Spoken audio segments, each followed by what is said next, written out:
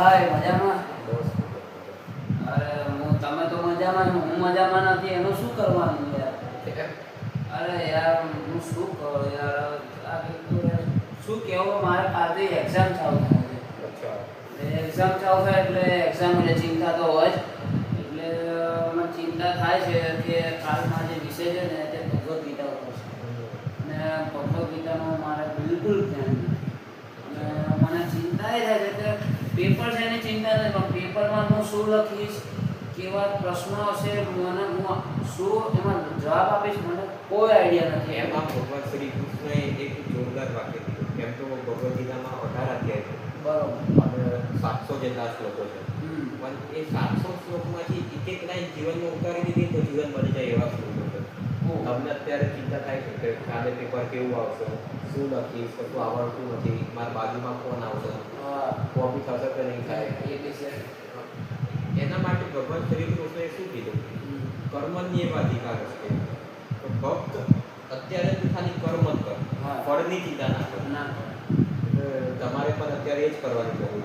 કર્મણ્યેવ અધિકારસ્તે મા ફલે શું કદાચ તો હું કર્મ કરું તો કર્મ તો ફળને હું ચિંતા કરું કે કર્મ કરવું નહીં ખબર. ના, ખાલી ભગવાન શ્રી કૃષ્ણએ એવું જ કીધું કે ખાલી એક કર્મ કર. ફળ આપવા માટે બેઠો છું. હું અત્યારે સારું કર્મ કરીશ તો તને સારું ફળ મળશે. ખરાબ કર્મ કરીશ તો ખરાબ મળશે. પણ તો આપણે ગીતામાં તો આ કર્મનો તમે શ્લોક મસ્ત કહી દીધો. તો આપણે કેટલા શ્લોક, આપણે તો એ મને કીધા 700 શ્લોક છે ને 18 અધ્યાય છે. તો ગીતાજી કોને લખી છે એ મને જણાવશો આપણે? ગીતાજી આમ તો જોવા જઈએ ને તો વેદવ્યાસ નામના ઋષિએ લખી. બરોબર. અને ગીતાજીમાં આપણે કોની વાત થયેલી છે, કોના વિશે થયેલી છે, કેમ થયેલી છે? જ્યારે આજથી 5000 વર્ષ પહેલાં એકાદશીના દિવસે કુરુક્ષેત્રના રણ મેદાનમાં જ્યારે તે યુદ્ધ ચાલુ થવાનું હતું ત્યારે અર્જુન તે પોતાના સંબંધીઓને સામે પક્ષે જોઈ આમ શું કહેવાય કે ગુરુજી કહેતા દ્રોણાચાર્ય, ભીષ્મ પિતામહ બધાને સામે પક્ષે જોઈને તમામ શું કહેવાય કે માયાજાળમાં લપેટાઈ ગયો. એટલે અર્જુનની સામે તેના અંતના લોકો સામે યુદ્ધમાં હતા. તો અર્જુન તો હારી ગયો હશે, પાછો પડી ગયો છે. કેમ? ના એવું નથી. તો આમ તમે જ કહો કે તમે તમારા ગુરુ સામે યુદ્ધ કરો. ના કરો. એમ અર્જુન પણ પોતાના ગુરુ સામે જ્યારે યુદ્ધ કરવાનું આવેલું ત્યારે તેના હાથ ધ્રુજવા લાગ્યા અને સિદ્ધાંતિ મમ્મા ગાંઠરાની કરીને એને ગાંડીવ નીચે મૂકી દીધું. બરોબર. તો અર્જુને ગાંડી મૂકી દીધું તો પછી કૃષ્ણે શું કર્યું? હા, અત્યાર સુધી તો ટ્રેલર હતું, હવે પિક્ચર ચાલુ છે. બરોબર. કૃષ્ણએ તે ભગવદ્ ગીતાની શરૂઆત કેમથી થાય? કૃષ્ણએ પછી જે અર્જુનને જ્ઞાન આપ્યું, જગતનું જ્ઞાન આપ્યું. બરોબર. અને ત્યારે તે અર્જુનને ચલો એક કામ કરીએ, હું તમને તે શું કહેવાય થોડાક અધ્યાયનો સારાંશ કહી દઉં એટલે તમને ક્લિયર થાય. 10મા અધ્યાયમાં ભગવાન શ્રી કૃષ્ણએ વિભૂતિ કીધી પોતાના લક્ષણો. જ્યારે અર્જુનને પ્રશ્ન પૂછ્યો ભગવાન શ્રી કૃષ્ણને, ભગવાન તમે તો છો બરાબર, તમારા લક્ષણો પર અપાય. તો ત્યારે અર્જુનને ભગવાન શ્રી કૃષ્ણએ પોતાની વિભૂતિ કીધી. ધારો કે હિમાલયમાં હું કે પર્વતોમાં હું હિમાલય છું, પક્ષીઓમાં ગરુડ છું, પ્રાણીઓમાં સિંહ છું, નદીઓમાં ગંગા છું. એમ ભગવાન શ્રી કૃષ્ણએ પોતાની વિભૂતિ કીધી. ત્યારે અર્જુનને ઉત્સુકતા વધી જાણવાની. ભગવાન શ્રી કૃષ્ણએ વિભૂતિ તો કહી દીધી, પણ ભગવાન શ્રી કૃષ્ણ દેખાતા કેવી રીતના હશે? ત્યારે અર્જુને પાછો ભગવાન શ્રી કૃષ્ણને પ્રશ્ન પૂછ્યો કે બરાબર પણ જો હું જોવામાં સક્ષમ હોય તમને તો હું તમને જોવા માંગુ છું. એટલે પછી ભગવાન શ્રી કૃષ્ણએ અર્જુનને વિશ્વરૂપ દર્શન આપ્યું અધ્યાય 12માં. વિશ્વરૂપ દર્શન અધ્યાય 12માં મળેલું. બરાબર. અને એમાં શું કહેવાય, ગીતામાં સંન્યાસ અને ત્યાગ વિશે વાત થયેલી છે. ગીતામાં સંન્યાસ અને ત્યાગ વિશે ખૂબ સરસ વાત કરવામાં આવી. અને ભગવાનને કેવો ભક્ત પ્રિય છે. શું કહેવાય, ઉદાહરણ તરીકે તમારી જ વાત કરો તો તમે એક વિદ્યાર્થી છો. હા, વિદ્યાર્થી છું હાલની. હા, તો તમે વિદ્યાર્થી છો.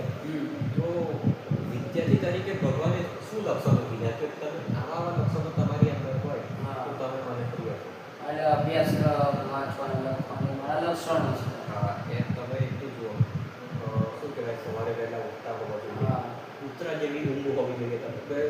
કશું થાય ને એકદમ અવાજ આમ ત્યાં ઉઠી જવાય. હા, એવું હોવું જોઈએ. પછી તમે ત્યાં કોઈ પણ આમ ભૌતિક સુવિધામાં બહુ રજા પત્યા ના હોવા જોઈએ.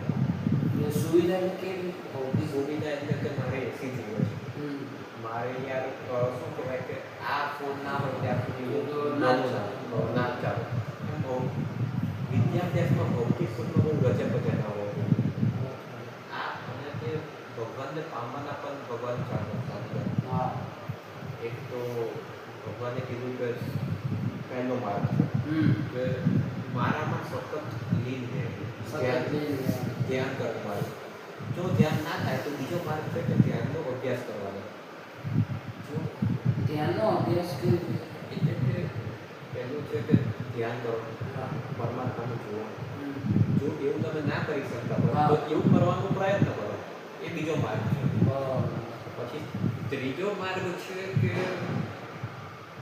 શું કહેવાય ગમે તે વસ્તુ કરો એમાં મારી સાથે કરો. કે તમે જે બોલો છો અત્યારે હું નથી બોલતો, ભગવાન બોલો છો. ભગવાન બોલાવે છે. તારે પેપર લખવું છે, હું પેપર નહીં લખું, ભગવાન પેપર લખે. બ્રહ્માના દ્વારા હે ને? એટલે તમે શું કહેવાય ભગવાનને સાથે રાખો, ભેગા રાખો. એટલે હું નહીં, બ્રહ્માએ જે કરાવ્યું, જે કરે છે તે બ્રહ્મ કરે છે એવું તમારું કહેવું છે? બ્રહ્મન ભગવાન કરે છે, બ્રહ્મ બસ. અને ચોથો માર્ગ છે કે કર્મના ફળનો ત્યાગ કરે. હા. તમે 100 લોકોની મદદ કરી એની તમે ફળ દેવાના, બીજા 2 તમને કહેવાના. હા. પણ ભગવાનની ના પાડો. કર્મ તો કરો પણ એના ફળ હોય એનો ત્યાગ કરો. આ સૌથી કઠિન માર્ગ છે પણ સૌથી સારો માર્ગ છે ભગવાન પાસે પહોંચવાનો. એટલે પરમાત્મા સાથે હે ને? એટલે પરમાત્મા સાથે આપણે જવું હોય તો યોગ ને ધ્યાન કરવું હોય તો સારું કહેવાય કે ના, અત્યારે યોગ ધ્યાન તો બરાબર છે, એ જટિલ પ્રક્રિયા છે. બરોબર? પણ તમે કર્મના ફળનો ત્યાગ કરીને પણ ભગવાન પાસે પહોંચી શકો. એટલે અત્યારે ખાલી કર્મ જ કરવાનું, બાકી ફળ ભગવાન પર છોડી દેવાનું. ફળ એ વસ્તુ અલગ છે.